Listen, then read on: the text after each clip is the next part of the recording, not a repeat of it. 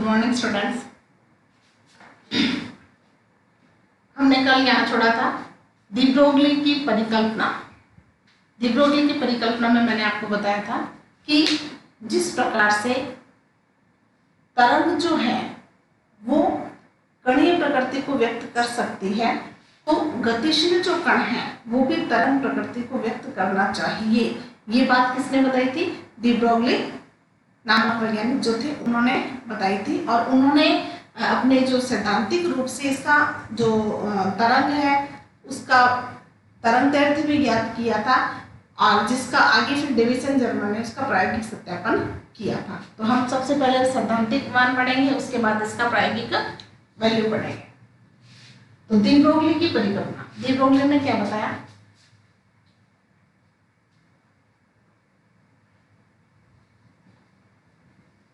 De Broglie के अनुसार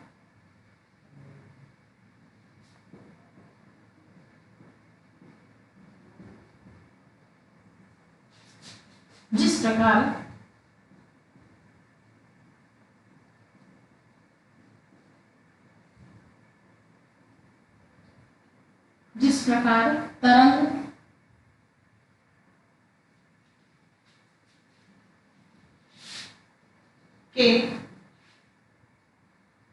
तरंग की विकिरण ऊर्जा से कण के लाक्षणिक गुण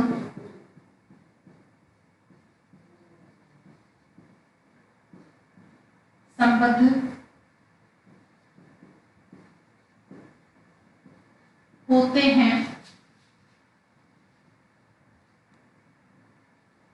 ठीक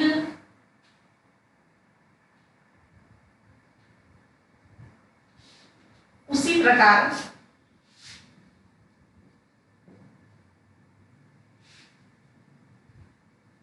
गतिशील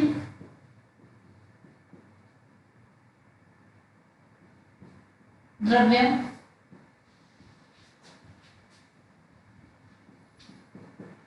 कणों से भी तरंग संबंध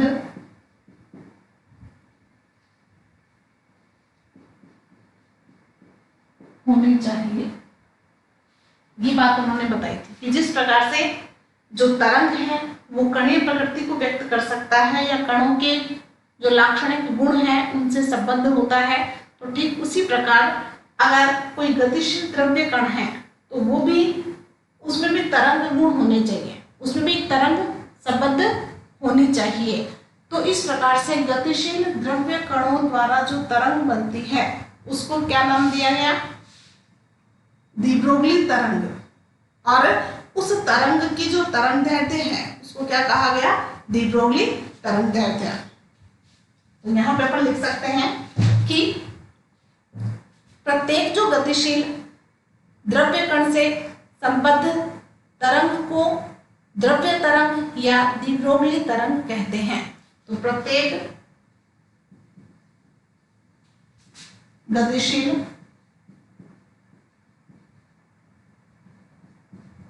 द्रव्य कणों से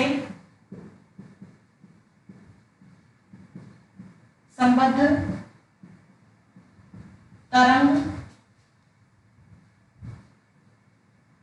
इसको अपन डी ब्रोगली या डी ब्रोगली दोनों लिख सकते हैं, कोई अंतर नहीं है। डी ब्रोगली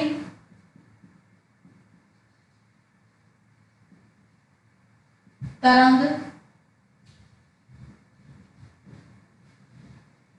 कहते हैं, या अपन द्रव्य तरंग भी उसको कह सकते हैं। तथा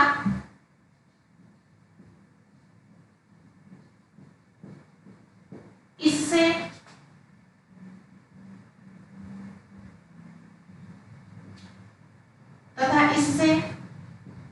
संबद्ध तरंग दैर्ध्य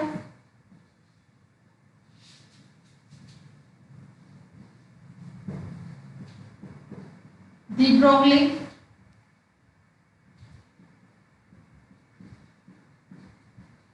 तरंगदैर्ध्य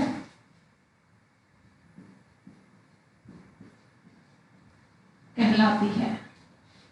अब हम ज्ञात करेंगे डी ब्रोगली तरंगदैर्ध्य का फॉर्मूला कि उसका सूत्र क्या होगा।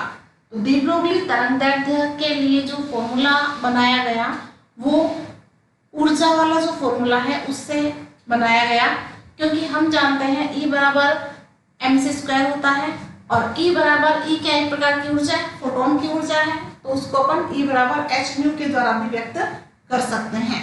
तो इन दोनों फॉर्मूलों से हम किस प्रकार से लैम्डा ज्ञात करेंगे वो देखिए। अगला हमारा जो बिंदु है वो है द्रव्य तरंग की तरंगदैर्ध्य।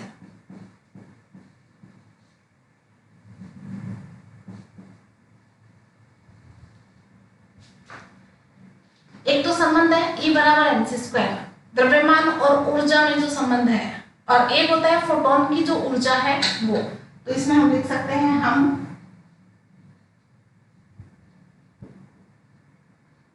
जानते हैं कि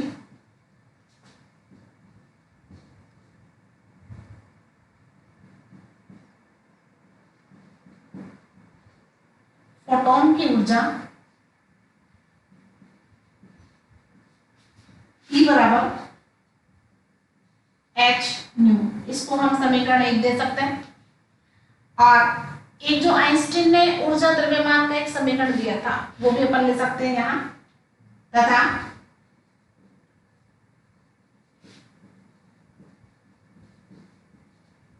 आइंस्टीन के ऊर्जा द्रव्यमान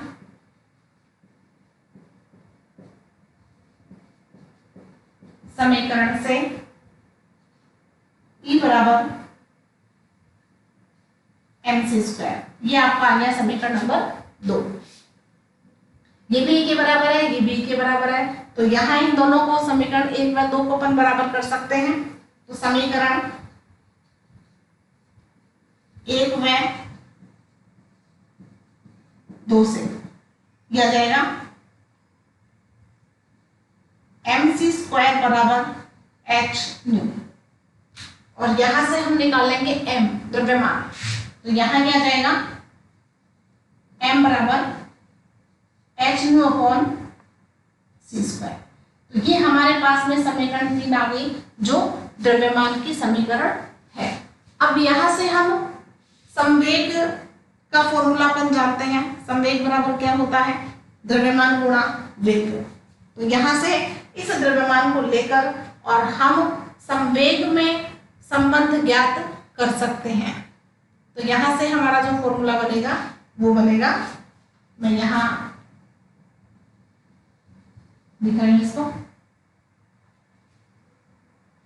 संवेग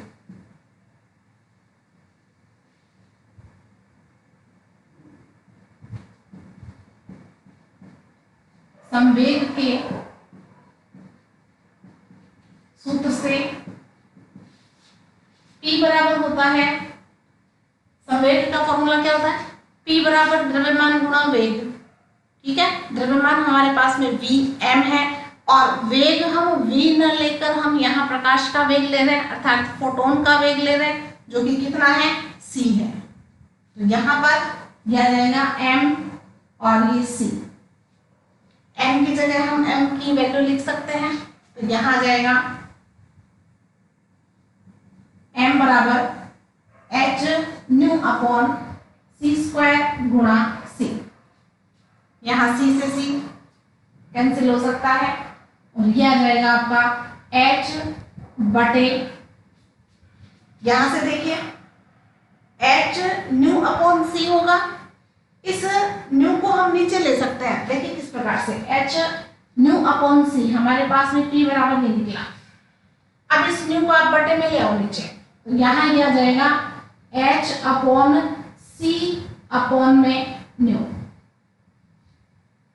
और c/ν क्या होता है, एक संबंध मैंने बताया था तरंग समीकरण।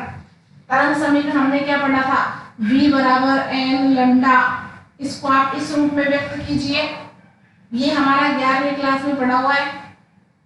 इसको आप व्यक्त कर सकते हैं। v क्या है, वेग। हम यहाँ पर वेग क्या ले रहे हैं, c ले रहे हैं।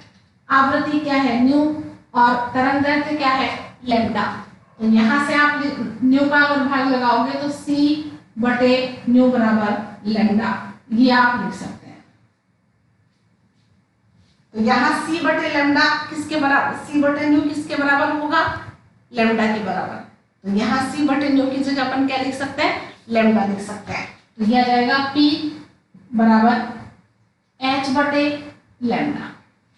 ठीक है, और यहां से फॉर्मूला बन जाएगा लैम्डा बराबर h बटा p। p को नीचे ले आएंगे, लैम्डा को आप ऊपर ले जाओ, क्योंकि हमारा हेडिंग है कि हम लैम्डा ज्ञात करना चाहते हैं।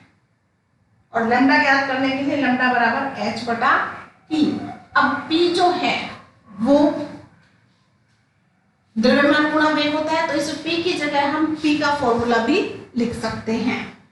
ठीक है, अब वेग मान लो, जो वेग है वो अपन c न लेकर मान लो यहाँ v ले, क्योंकि c तो मैक्सिमम वेग हो गया। अधिकतम जो वेग है वो प्रकाश का वेग है। प्रकाश के वेग से अधिक वेग नहीं होता, तो वो तो मैक्सिमम वैल्यू हो गई उसकी। तो यहाँ पर अपन जो p का जो मान ले रहे हैं, अपन यहाँ पर लेंगे m गुणा v, और यहाँ अपन ये बताएंगे, क्योंकि ये तो फोटोन के लिए था। अब मान लो कोई जरूरी नहीं है कि प्रत्येक जो गतिशील द्रव्य कण है उसका वेग प्रकाश के वेग के बराबर हो, ऐसा अनिवार्य नहीं है। तो यहाँ पर प्रकाश का वेग न लेकर, क्योंकि अपन कोई भी कण, जैसे मान लो इलेक्ट्रॉन की पर बात करें, इलेक्ट्रॉन एक कण है। इलेक्ट्रॉन अगर गतिशील अवस्था में हो जाए तो गतिशील द्रव्य कण बन गया। अब गतिशील द्रव्य कण जो है, अर्थात गतिशील इलेक्ट्रॉन जो है, उससे एक तरंग संबंध होगी ना, और उसकी जब अपन तरंग दैर्ध्य निकालेंगे तो उसके लिए हम प्रकाश का वेग नहीं ले सकते, क्योंकि इलेक्ट्रॉन गतिशील इलेक्ट्रॉन का वेग प्रकाश के वेग के बराबर नहीं होता। इसलिए हम यहाँ पर लैम्डा किन किन बातों पर निर्भर करेगी वो देखने के लिए हमें यहाँ पर p की जगह m गुणा v लेना होगा। ठीक है, तो इसको अपन लिख सकते हैं h बराबर mv। ये हमारा हो गया समीकरण नंबर 4। ठीक है, यहाँ पर ये जो द्रव्यमान का मान लिखा था वो हमने समीकरण 3 से लिखा था।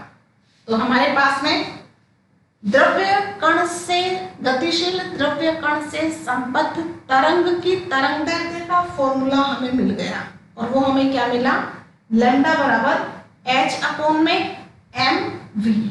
अब यहाँ से आपको स्पष्ट हो रहा है क्या, कि h तो प्लैंक नियतांक है जो कि कांस्टेंट है। तो जो लैम्डा है, किसी भी गतिशील द्रव्य कण की जो तरंग दैर्ध्य है वो किन किन बातों पर निर्भर करेगी, कि लैम्डा का मान ज्यादा होगा या लैम्डा का मान कम होगा। तो किन कणों के लिए लैम्डा का मान ज्यादा और किन कणों के लिए लैम्डा का मान कम होगा, उसके लिए द्रव्यमान और वेग हमारे पास में दो राशियां हैं। तो लैम्डा जो है वो किन किन राशियों पर निर्भर करेगी, एस तो कांस्टेंट है तो एस पर तो निर्भर नहीं करेगी। बाकी बचा क्या, द्रव्यमान। तो लैम्डा जो है वो द्रव्यमान के व्युत्क्रमानुपाती है, अर्थात जिन कणों का द्रव्यमान ज्यादा है उनकी तरंग दैर्ध्य क्या होगी, कम होगी। ठीक है, और जिन कणों का वेग ज्यादा है उनके लिए भी तरंग दैर्ध्य का मान कम होगा, क्योंकि वेग और द्रव्यमान दोनों के व्युत्क्रमानुपाती होती है तरंग दैर्ध्य। ठीक है, तो यहाँ पर अपन कुछ पॉइंट लिखेंगे।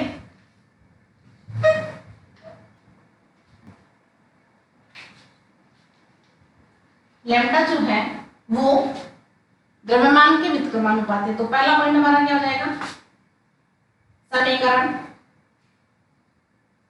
4 से स्पष्ट है कि नंबर 1, तरंग दैर्ध्य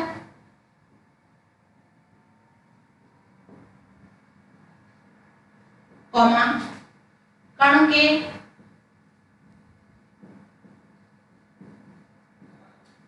द्रव्यमान के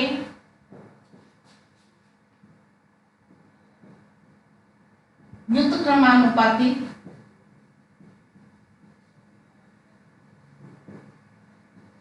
होती है। नंबर 2,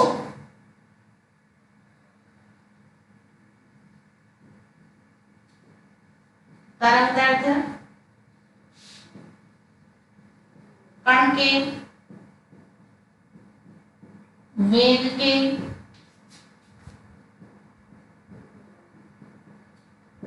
व्युत्क्रमानुपाती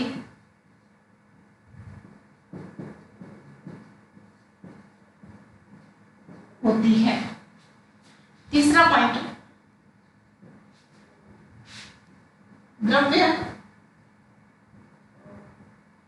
तरंगें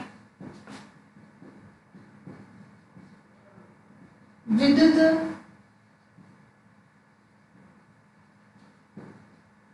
चुंबकीय तरंगें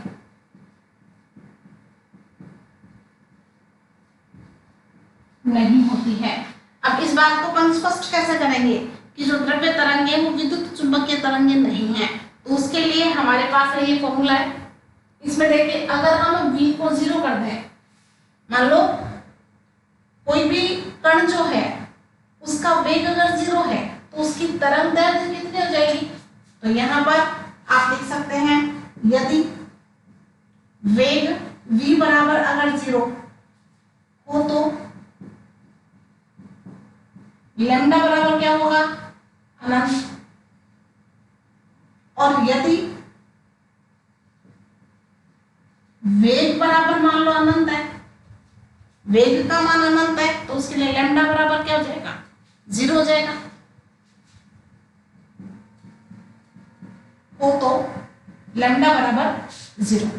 अब यहाँ पर ये जो लैम्डा है ये इस बात पर निर्भर नहीं कर रही कि कोई भी गतिशील जो कण है वो आवेशित है या नहीं।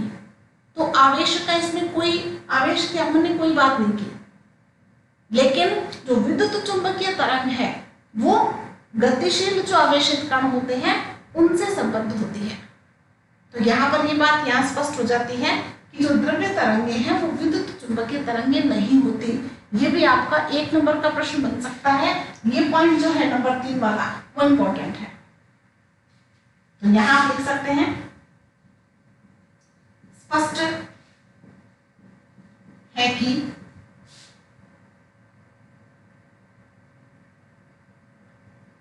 द्रव्य तरंगे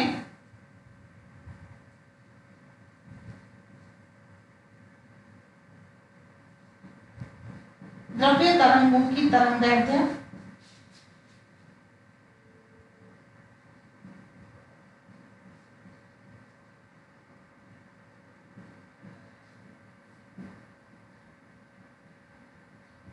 इस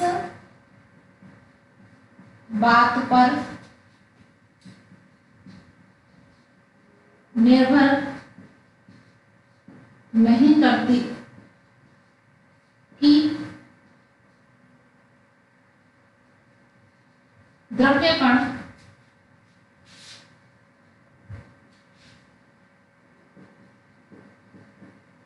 आवेशित हैं या नहीं, जबकि विद्युत चुंबकीय तरंगें गतिशील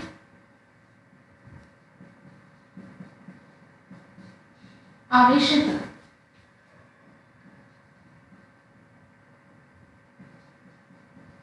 कणों से संबद्ध होती है। तो इस 1 नंबर के प्रश्न में आप इतना लिख सकते हैं। क्लियर है ये बात? अब जो अगला पॉइंट है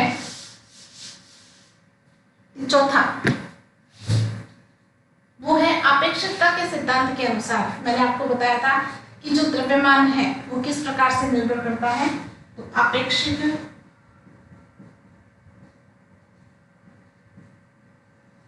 के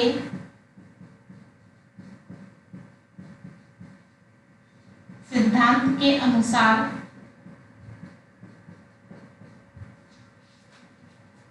द्रव्यमान m बराबर क्या था, m नॉट अपॉन में under root 1 minus v square बटा सी स्क्वायर, यही था। जहां पर m नॉट क्या है, विराम द्रव्यमान, और m क्या है, गतिज द्रव्यमान। ठीक है, यहां पर मैंने आपको ये बताया था, एक डाउट भी आया हुआ था बच्चे का कि गतिज द्रव्यमान, शायद वो पूछना चाह रहा है कि गतिज द्रव्यमान क्या होता है, उसमें गतिज द्रव्यमान ही लिखा हुआ था। तो यहाँ देखिए ये जो m है ये गतिज द्रव्यमान है और यहाँ m नॉट विराम द्रव्यमान है। तो यहाँ अगर किसी भी फोटोन, क्योंकि अपन जानते हैं फोटोन का वेग किसके बराबर होता है, प्रकाश के वेग के बराबर होता है। तो इस वेग, ये तो जनरली फॉर्मूला है, ये तो प्रत्येक कण का फॉर्मूला है। अब स्पेशली अगर अपन फोटोन की बात करते हैं तो फोटोन के लिए क्या कंडीशन बन जाती है, जैसा कि मैंने आपको अभी यहाँ पर भी बताया था, जब अपन ने संवेग वाला फॉर्मूला पढ़ा था उसमें मैंने आपको बताया था कि वेग v जो है वो c बन जाएगा, किसके लिए, फोटोन के लिए। ठीक है, क्योंकि फोटोन का जो वेग है वो प्रकाश के वेग के बराबर होता है। तो अगर इस v की जगह हम c लिख दें तो क्या हो जाएगा, सी स्क्वायर बटा सी स्क्वायर। तो सी स्क्वायर बटे सी स्क्वायर का मान कितना होगा, 1 होगा, और 1 माइनस 1 क्या बन जाएगा, 0 बन जाएगा, बन जाएगा ना। तो 0 बनने से नीचे वाली राशि 0 हो जाती है, तो m का मान कितना आ जाएगा, अनंत आ जाएगा, आएगा कि नहीं आएगा। तो ये जो m है ये फोटोन का जो द्रव्यमान है वो अनंत, इसीलिए बोला है। बात समझ में आ गई यहाँ पे। अब जो ऊर्जा है, ऊर्जा का फॉर्मूला मैं यहां लिख देती हूं।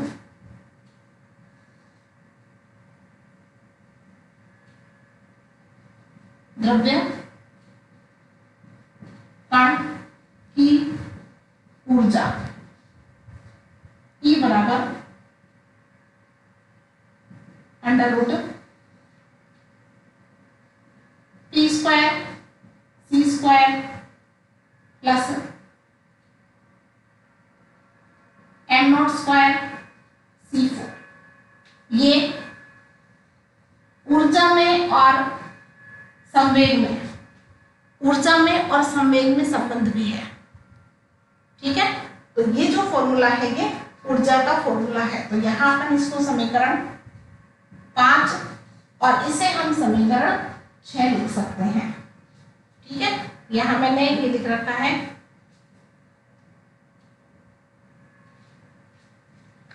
यहाँ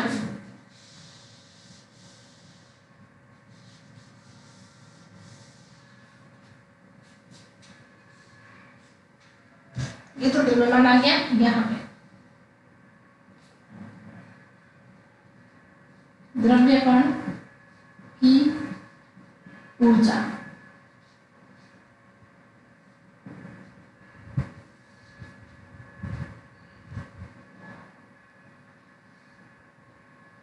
E बराबर under root t square c square plus m naught square और c4, जहां p क्या है, संवेग, c क्या है, प्रकाश का वेग, m नॉट क्या है, विराम द्रव्यमान, c क्या है, प्रकाश का वेग, और ये E है ऊर्जा। तो यहाँ ये आ जाएगा समीकरण नंबर 6। ठीक है, तो ये पूरा जो डी ब्रोगली नामक वैज्ञानिक ने बताया था, डी ब्रोगली नामक वैज्ञानिक ने जो तरंग दैर्ध्य बताई थी उस तरंग दैर्ध्य का फॉर्मूला हमने यहाँ पे लिया है, जो कि हमने लिया है लैम्डा बराबर, हमने नहीं पढ़ा था, लैम्डा बराबर h बटे mv।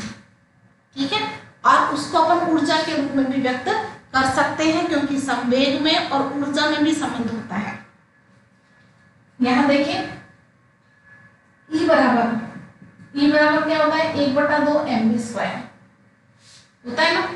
अब इसे अगर आप संवेग में व्यक्त करना चाहें तो आप कैसे करोगे, इसी को मान लो आपको संवेग बनाना है तो आप क्या करोगे, संवेग बराबर क्या होता है mv होता है, तो आप m का ऊपर नीचे मल्टीप्लाई कर सकते हो, या आप यहां से v² का मान निकालिए, v² का मान निकाल सकते हैं। v² का यहां से मान निकालोगे तो क्या जाएगा, v² बराबर 2e/m, और यहां से v का मान कितना जाएगा √2e/m, और संवेग p बराबर क्या होता है mv। ये v वाला फॉर्मूला आप यहाँ लिख दो, या आप दूसरी तरह से इसको इस प्रकार से भी कर सकते हैं जिसमें इतना लंबा ही नहीं होगा। m को आप ऊपर नीचे मल्टीप्लाई कर दो, m का ऊपर और नीचे m का भाग लगा दो, तो ये क्या बन जाएगा m और m² बन जाएगा, ये बन जाएगा 2me बराबर m² और v², m² v² क्या बन जाएगा p² 2me, और p बराबर क्या बन जाएगा √2me। तो यहाँ किस में संबंध है, ये संवेग में और ऊर्जा में, तो इसको अपन इस प्रकार से भी कर सकते हैं। ठीक है, तो आज के लिए इतना काफी है, धन्यवाद।